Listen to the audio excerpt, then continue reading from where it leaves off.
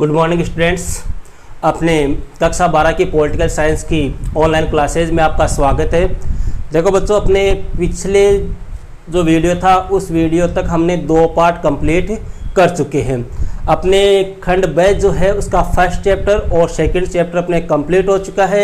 आज अपने third chapter की बात करते हैं और वह कौन सा है, भारत में संघीय व्यवस्था के आधारभूत तत्व है। मतलब भारत की जो संघीय शासन व्यवस्था है उस संघीय शासन व्यवस्था की क्या क्या विशेषताएं हैं, उसके प्रमुख तत्व कौन कौन से हैं। लेकिन इस संघीय शासन व्यवस्था के आधारभूत तत्व या विशेषताओं के बारे में अध्ययन करने से पहले पहले ये देखते हैं कि ये संघात्मक व्यवस्था होती क्या है।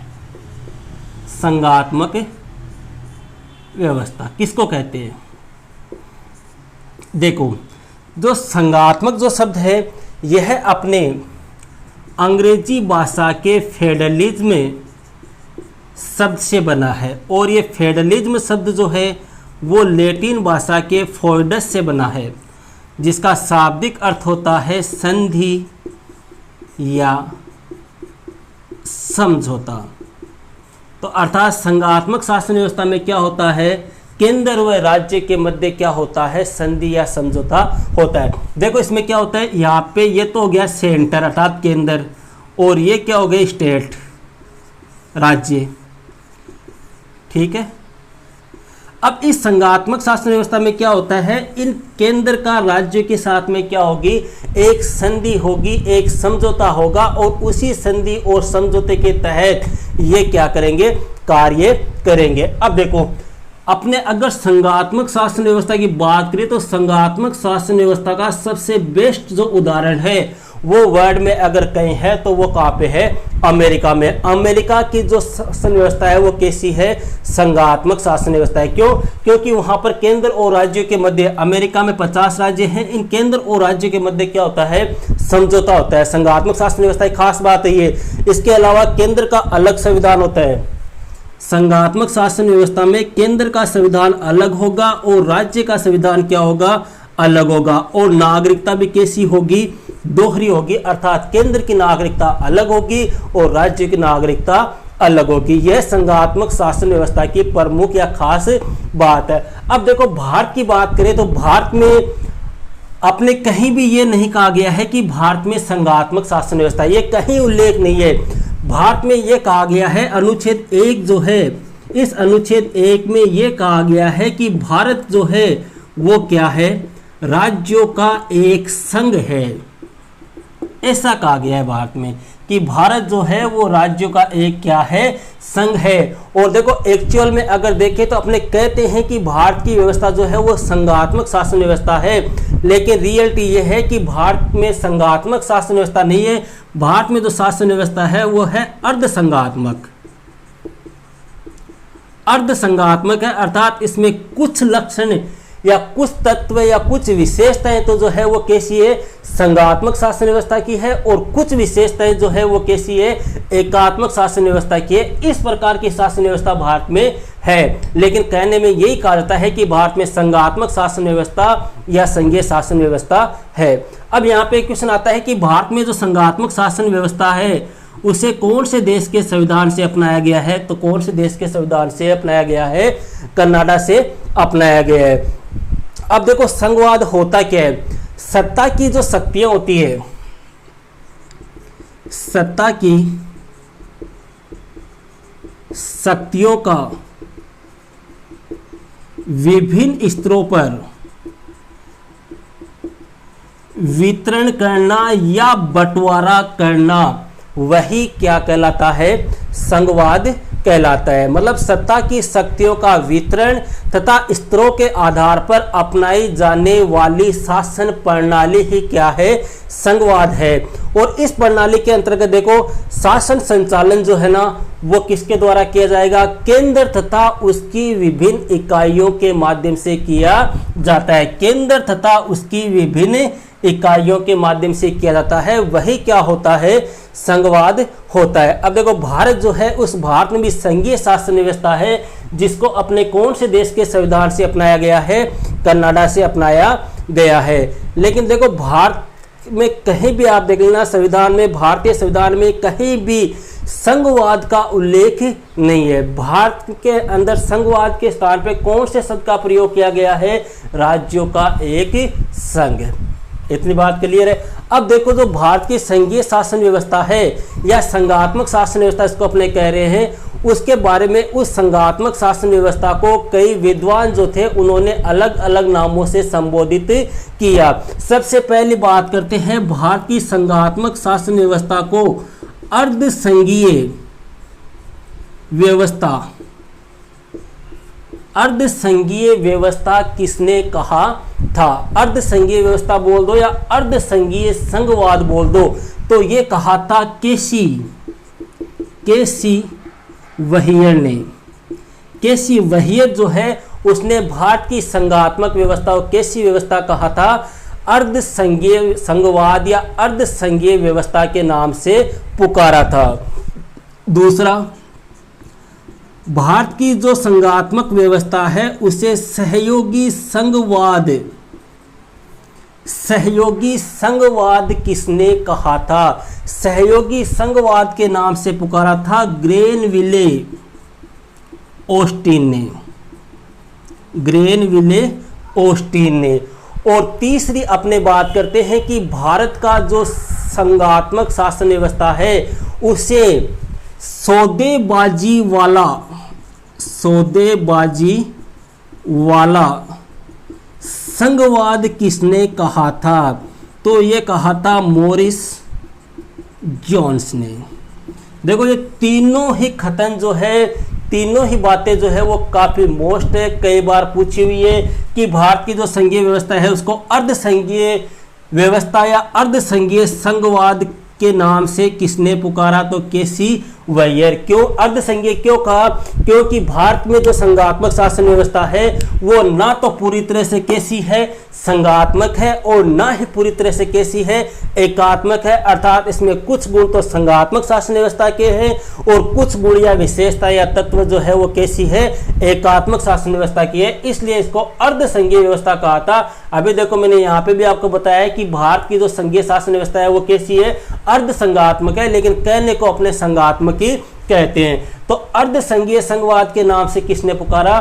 केसी वहियर ने। सहयोगी संघवाद के नाम से पुकारा था ग्रेनविले ऑस्टिन ने। और सौदेबाजी वाला संघवाद, सौदेबाजी कैसे? केंद्र और राज्य के मध्य क्या होता है? सौदा होता है, संधि होती है, समझौता होता है। इस कारण सौदेबाजी वाला संघवाद किसने कहा था? मॉरिस जोन्स ने। इतनी बातें क्लियर हो चुकी है।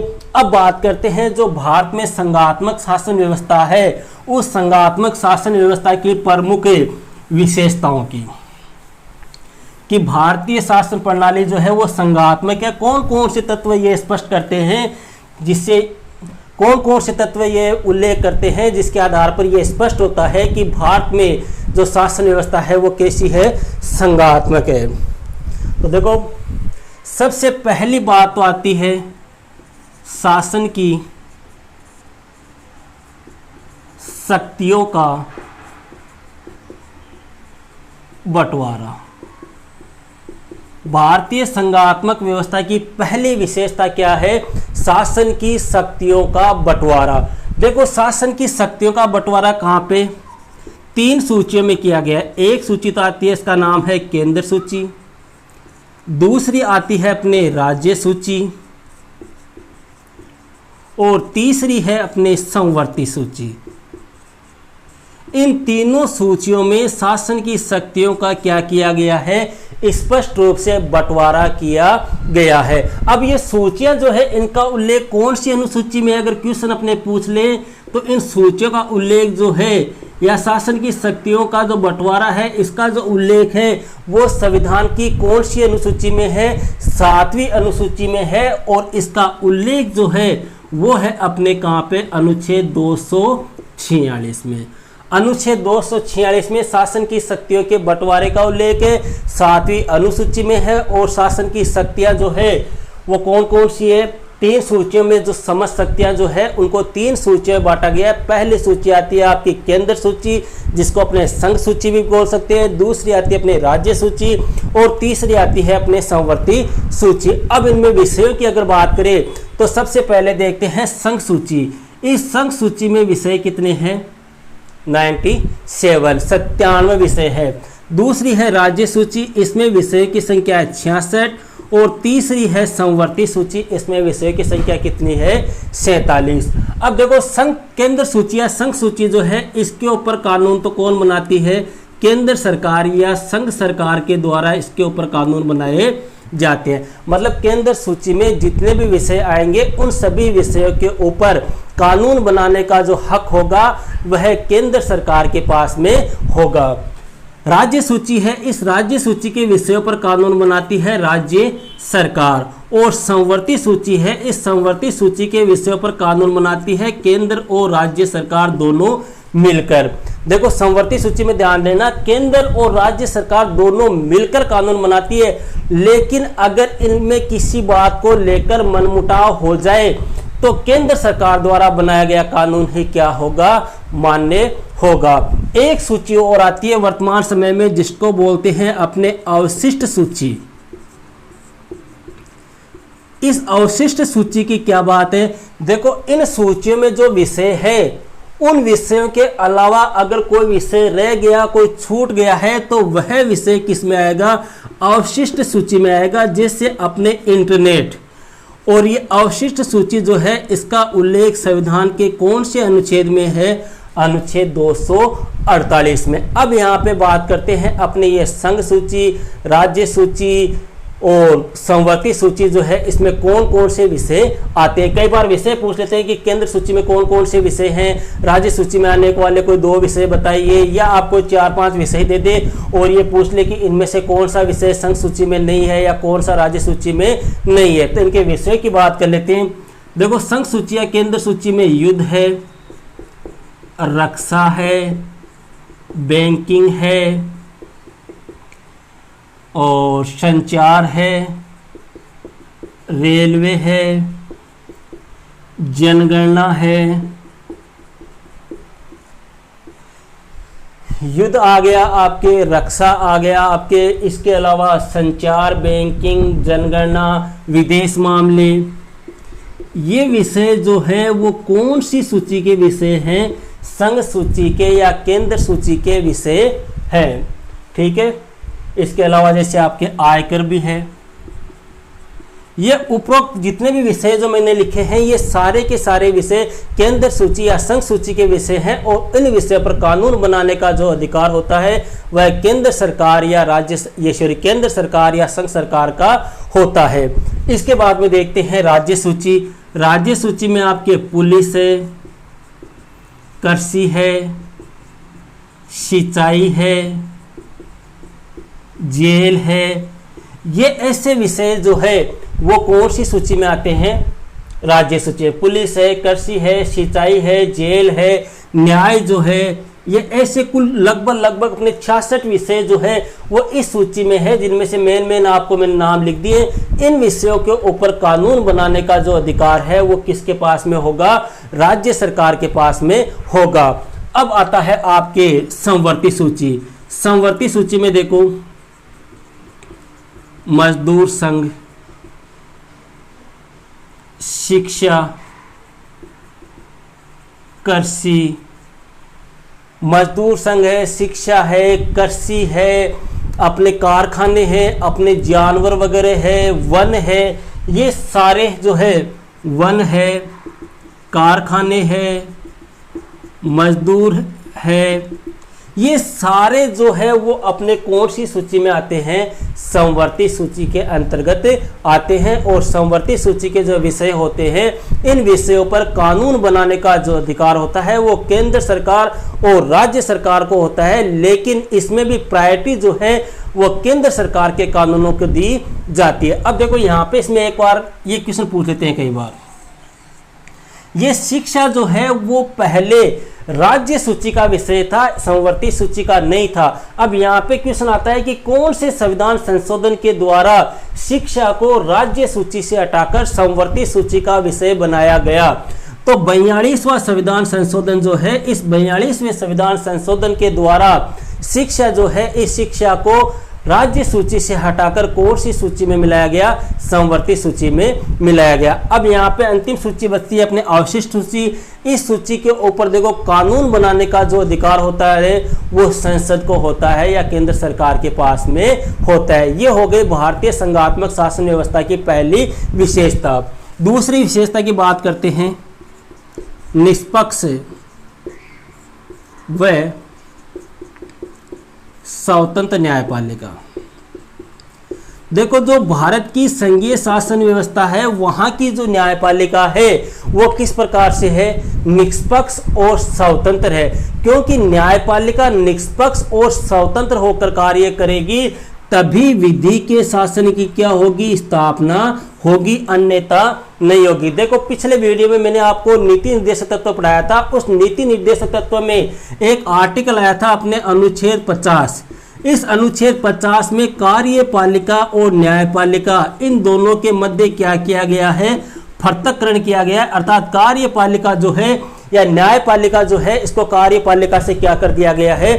अलग कर दिया गया है। अलग इसलिए किया गया है क्योंकि न्यायपालिका जो है वो स्वतंत्र होकर कार्य कर सके। और भारत जो है, इस भारत में न्यायपालिका जो कैसी है वो निष्पक्ष है, स्वतंत्र न्यायपालिका है और जिसका उल्लेख जो है अपने संविधान के अनुच्छेद 124 से लेके 147 जो है इसमें सर्वोच्च न्यायालय का अपने उल्लेख है जो अपने दिल्ली में। अब देखो भारत की जो न्यायपालिका है वो निष्पक्ष और स्वतंत्र न्यायपालिका है और इसी से क्या होगा? विधि का शासन स्थापित होता है। और स्वतंत्र और निष्पक्ष न्यायपालिका होगी तभी वह केंद्र व राज्य के मध्य होने वाले विवादों का क्या कर पाएगी? निपटारा कर पाएगी। तो ये हो गए अपने भारत की संघात्मक शासन व्यवस्था की दूसरी विशेषता। तीसरी विशेषता की बात करते हैं, संविधान की सर्वोच्चता। संविधान की सर्वोच्चता। देखो भारतीय संघात्मक शासन व्यवस्था जो है इसमें ना तो केंद्र सरकार सर्वोच्च है ना ही राज्य सरकार सर्वोच्च है। दोनों को महत्व न देकर किसको सर्वोच्च माना गया है? संविधान को सर्वोच्च माना गया। अर्थात केंद्र और राज्य जो दोनों है, केंद्र और राज्य सरकार जो सरकारें हैं दोनों ही जो है वो शक्तियां कहां से लेती हैं? संविधान से लेती है।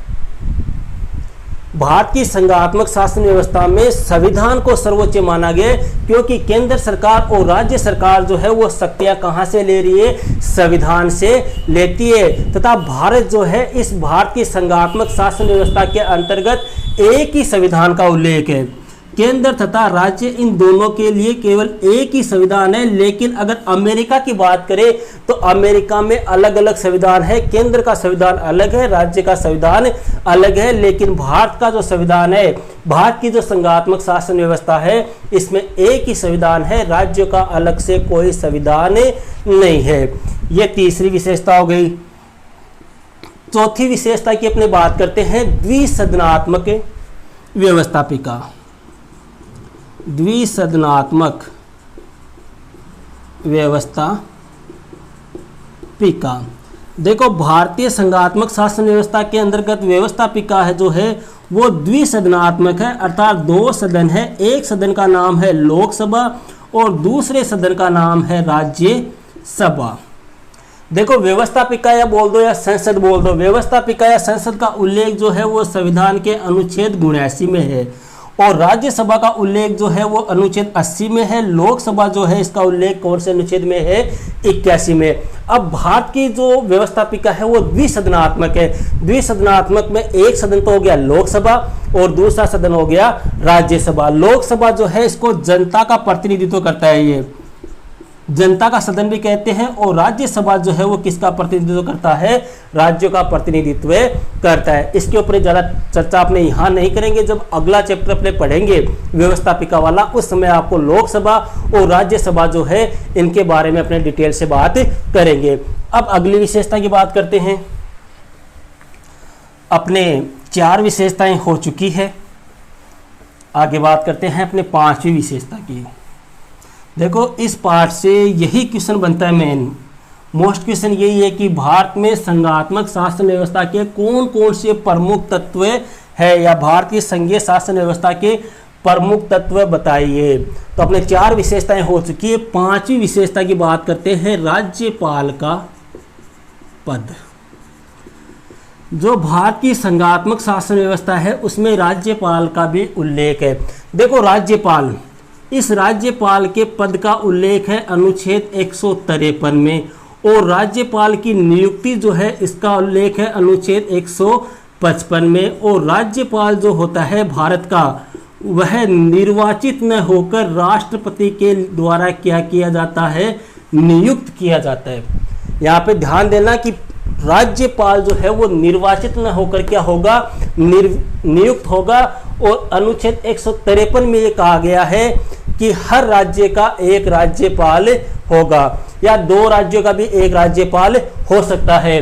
और इसका उल्लेख कौन से अनुच्छेद में है, ईश्वरी अनुच्छेद 153 में, और नियुक्ति जो है उसका उल्लेख अनुच्छेद 155 में। और राज्यपाल की नियुक्ति जो है वो किसके द्वारा की जाती है, राष्ट्रपति के द्वारा की जाती है। जैसे वर्तमान समय की बात करें तो अपने वर्तमान समय में राजस्थान के जो राज्यपाल है वो कलराज मिश्र है। अब देखो इस राज्यपाल के बारे में, देखो राज्यपाल जो है वो भारत की संघीय व्यवस्था का एक महत्वपूर्ण अंग होता है। इसकी नियुक्ति जो है वो राष्ट्रपति करता है, और राज्यपाल जो है वो केंद्र के द्वारा नियुक्त होता है, अर्थात राष्ट्रपति के द्वारा नियुक्त हो गया, इसलिए अपने कह सकते हैं कि केंद्र के द्वारा नियुक्त होता है। और वह राज्यों में केंद्र के प्रतिनिधित्व के रूप में कार्य करता है। वह राज्यों में केंद्र के प्रतिनिधित्व, ये क्वेश्चन कई बार पूछा जाता है कि राज्यों में केंद्र के प्रतिनिधि के रूप में कौन कार्य करता है, तो कौन करता है, राज्यपाल करता है। ये अपने हो गए 5वीं विशेषता। 6वीं विशेषता की अपने बात करते हैं, एकल या इकहरी नागरिकता। देखो भारत की संघात्मक शासन व्यवस्था की अगली विशेषता है एकल या इकहरी नागरिकता। देखो अभी अपने मैंने यूएसए की संघात्मक व्यवस्था के बारे में बताया था, ठीक है। तो इसमें आपको बताया था कि यूएसए में क्या होता है, केंद्र की नागरिकता तो क्या होगी, अलग होगी, राज्य की नागरिकता जो है वो अलग होगी। इस प्रकार अपने कह दें कि यहाँ पर किस प्रकार की नागरिकता है, दोहरी नागरिकता है। लेकिन भारत की जो संघात्मक शासन व्यवस्था है ना, वहाँ पे दोहरी नागरिकता न होकर कैसी नागरिकता है, एकल या इकहरी नागरिकता है। अर्थात यहाँ केंद्र की नागरिकता दी गई है, राज्य की अलग से कोई नागरिकता नहीं है। और ऐसा भारत के जो संविधान निर्माता थे उन्होंने इसलिए किया ताकि भारत की एकता व अखंडता जो है वो बनी रहे, उसमें किसी प्रकार की कोई रुकावट या उसमें किसी प्रकार की कोई टूट या इसमें किसी प्रकार का कोई बिखराव ना हो। कहने का मतलब हो गया भारत की एकता और अखंडता को बनाए रखने के लिए भारत में दोहरी नागरिकता का प्रावधान न करके इकहरी नागरिकता को लागू किया गया है। अगली विशेषता की बात करते हैं, एकात्मकता का प्रभुत्व। देखो भारत के संघात्मक शासन व्यवस्था की अगली विशेषता है एकात्मकता का प्रभुत्व। देखो भारत की संघीय व्यवस्था मूल रूप से केंद्रीकृत है। केंद्रीकृत का मतलब हो गया अर्थात एकात्मक प्रभुत्व वाली मानी जाती है। एकात्मक प्रभुत्व का मतलब केंद्र ही सब कुछ है। भारत की एकता और अखंडता को बनाए रखने के लिए इस व्यवस्था को क्या लिया गया है, एकात्मकता के गुण को भारत की संघीय शासन व्यवस्था में अपनाया गया है। मतलब यहाँ पे केंद्र जो है, केंद्र को एक प्रकार से मजबूत बनाया गया है ताकि भारत की एकता और अखंडता जो है वो बनी रहे, कायम रह सके।